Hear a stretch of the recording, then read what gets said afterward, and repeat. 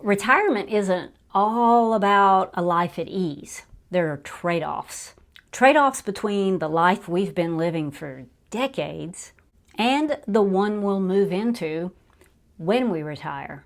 So here are the 7 comforts that Gen X is more than likely going to have to give up in order to retire.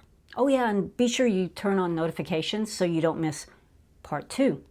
The first comfort we have to let go of is the idea of a permanent vacation.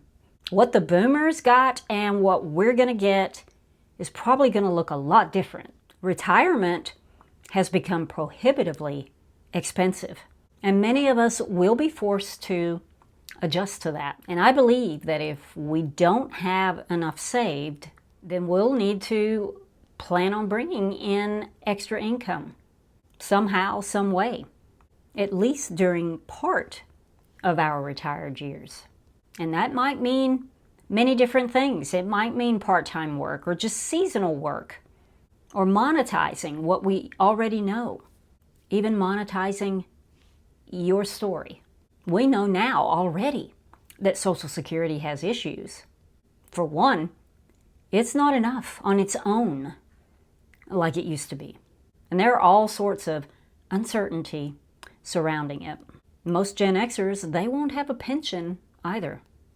So to make retirement work, we're going to have to let go of that comfortable idea that retirement is a 30-year vacation. Number 2 is we have to let go of that empty nest fantasy. Retirement may involve a fuller house than you thought. If you've been imagining what it's going to be like to just live life by yourself or just the two of you, that daydream may not happen. Between adult kids moving back home and aging parents moving in, empty nest is becoming a relic of the past. So if you want to retire, stop financially supporting your family members and just move them down the hall. The third comfort we have to give up is the security found in a low-deductible health insurance plan. Private coverage before Medicare can be brutally expensive. I see the premiums for health care on the exchange because that's where I get my health insurance. And prices are all over the place. And premiums for any plan above bronze level is near insanity. Paying thousands every month for a silver plan that has a little smaller deductible, but overall is still crap insurance, I don't see the math on that one. The thousands that you're spending on health insurance premiums is postponing your retirement indefinitely. Instead, picking a plan with a higher deductible and saving that in an emergency fund, enough that covers that deductible or at least part of that deductible, you could potentially save hundreds, even thousands doing it that way. And at least maybe that will carry you through to Medicare age. Now, it's not ideal. I'm not saying that. But it's a survival skill today. And survival, that's a Gen X specialty. Number 4 is upgrading your cars every few years. That's an expensive comfort. Cars are really nice today. The comfort level, it's miles ahead of what it used to be when we were learning to drive. Cars, they're also made well today. 100,000 miles, that's nothing. And if you're a 2-car household and upgrading every 5 years, that's costing you a trunk load. You don't need that new car smell. You need that no car payment freedom. That smells a lot sweeter to me. The average price of a new car today is over $50,000. Even good used ones, they cost over half that. So holding a car for 10 years or more can easily save $400 to $700 a month. I mean, that's almost a mini pension right there. Now, number 5 on the chopping block is the big house with all that extra space. You know, the house with all that extra square footage. It's been great all these years. Room for the entire family.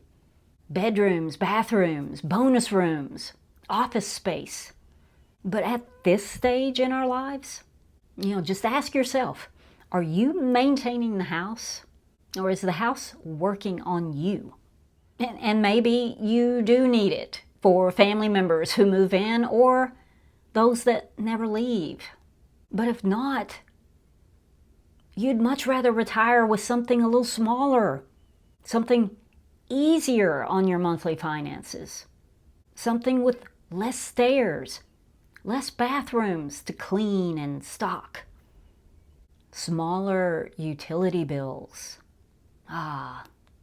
Downsizing or relocating is one of the fastest ways to lower that retirement number. And number 6, that carefree attitude toward retirement planning, that ends now. All these years we've just been living life, throwing in a little money here and there, or not. We avoid the numbers, we stay on autopilot all these years. And maybe that's worked out okay for you. But even if it has, in order to retire, you have to face the reality of what you have and what you don't have. And moving over from, saving for your future into actually living off that money, it's a lot more hands-on. We didn't just go from kids playing with our Barbies and our Hot Wheels, straight into responsible adulthood. No, there was a transition period between that. And entering our retirement chapter isn't much different than that.